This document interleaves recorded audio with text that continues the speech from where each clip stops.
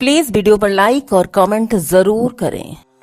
खबर power star Pawan Singh से जुड़ी है।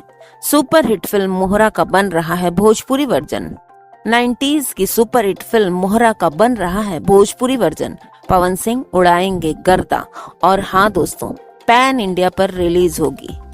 भोजपुरी में पिछले कई समय से देखने को मिल रहा है कि हिंदी फिल्मों के टाइटल पर कई फिल्में बनी हैं, जिन्होंने भोजपुरिया दर्शकों के बीच अच्छा खासा परफॉर्म भी किया है। एक समय पर तो हिंदी गानों के भोजपुरी वर्जन का भी ट्रेंड शुरू हुआ था। इन सब के बीच अब 90 के दशक की सुपरहिट फिल्म मोहरा के टाइटल पर भोजपुरी में भी एक फिल्म आ रही है, जिसमें पावर स्टार नजर आने वाले हैं। उनके साथ एक्ट्रेस क्वीन शालिनी यादव दिखाई देंगी। भोजपुरी पावर स्टार ने अपनी नई फिल्म का ऐलान कर दिया है। उन्होंने सोशल मीडिया पर फिल्म के मुहूर्त का फोटो भी शेयर किया है, जिसमें वो एक्ट्रेस और डायरेक्टर के साथ नजर आए। पवन सिंह और क्वीन शालिनी की भोजपुरी फिल्म मोहरा का निर्माण अरविंद चौबे के होम प्रोडक्शन के तहत किया जा रहा है।